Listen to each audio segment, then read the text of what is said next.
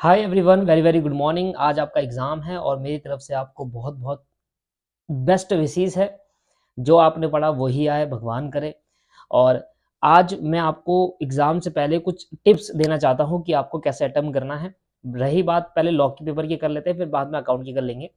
Law के paper के अंदर जब भी आप आंसर को प्रेजेंट करके आते हो, तो आंसर को प्रेजेंट करने पर पॉइंट वाइज आंसर प्रेजेंट करिएगा। पैराग्राफ वाइज मत करिएगा, पॉइंट वाइज आंसर प्रेजेंट करेगा और पॉइंट 1 2 3 4 करके लिखिएगा। जब भी कोई नया आंसर चालू करोगे, जैसे आंसर है क्वेश्चन आंसर 2 का बी पार्ट कर रहे हो, आंसर 8 का ए पार्ट कर रहे हो, तो बीच में बड़ा बड़ा लिख देना आंसर 8 ए पार्ट। जिससे क्या होगा, विजुअलाइज हो जाएगा। अब साइड में कोने मत लिखना क्वेश्चन नंबर आंसर 8 ए पार्ट, ऐसे मत लिखिएगा, बड़े बड़े अक्षरों में लिख दीजिएगा। तो दो बातों का ध्यान आपको रखना है। तीसरी बात, अगर कोई क्वेश्चन पेपर में नहीं आ पा रहा, उसको वहीं पर छोड़ दीजिए और नेक्स्ट क्वेश्चन की तरफ बढ़ जाइए, बाद में करिएगा, क्योंकि टाइम बहुत खा जाता है। जब भी हम कोई क्वेश्चन करते हैं और हमारे पास हमें लगता है कि हम यार ये क्वेश्चन अटक गए, याद करने की कोशिश कर रहे हैं, तो कृपया करके उसको ना करें। सबसे पहले एमसीक्यू को पूरा करिएगा। सबसे पहले एमसीक्यू करिएगा, क्योंकि वो हो जाएंगे, ठीक रहेगा, क्योंकि वो ज़्यादा मार्क्स आपको प्रोवाइड करेंगे। 15 × 2 30 नंबर आपको प्रोवाइड करेंगे।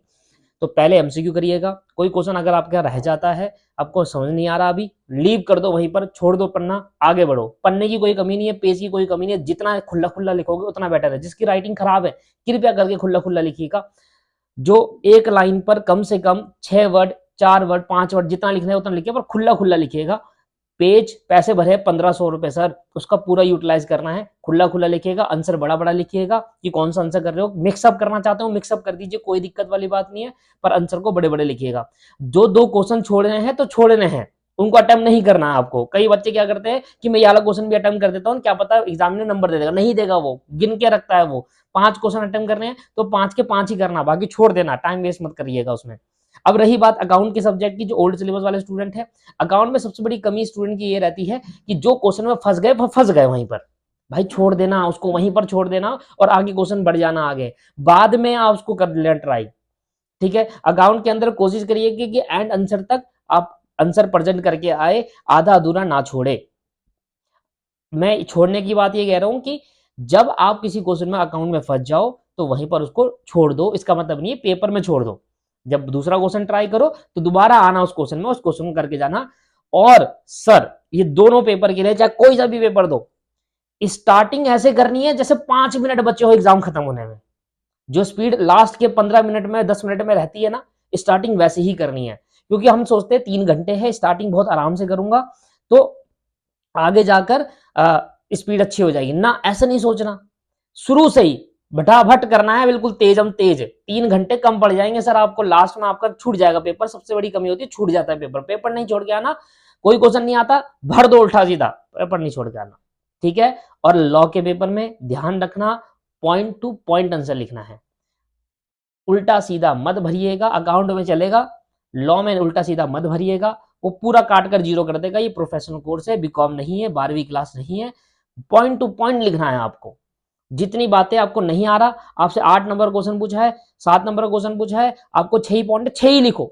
बाकी 3 पॉइंट 4 पॉइंट एक्स्ट्रा मत भरो कि जो समझ ना आए, वो पूरे आंसर का रिप्रेजेंटेशन खराब कर देता है।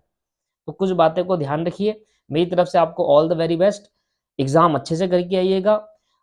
पेपर जब तक पेपर जब तक नहीं होता, आप एग्जामिनेशन हॉल पे पहुंचते हैं, पेपर जब तक नहीं होता तब तक एमसीक्यू पढ़ते रहिए।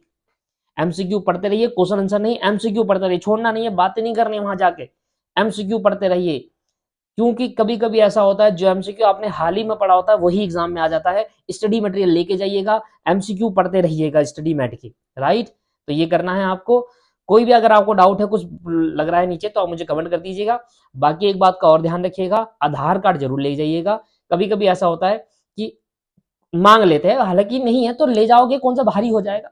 आधार कार्ड अपना रख लीजिएगा। एडमिट कार्ड कंपलसरी है, भूलना मत भाई। एडमिट कार्ड ले जाना, आधार कार्ड ले जाना, और भगवान के हाथ में सर झुका देना। ठीक है जी।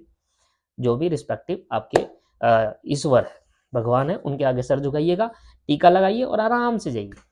Have a nice day. अच्छे से एग्जाम देना और एग्जाम के आने के बाद पेपर जरूर शेयर कर देना।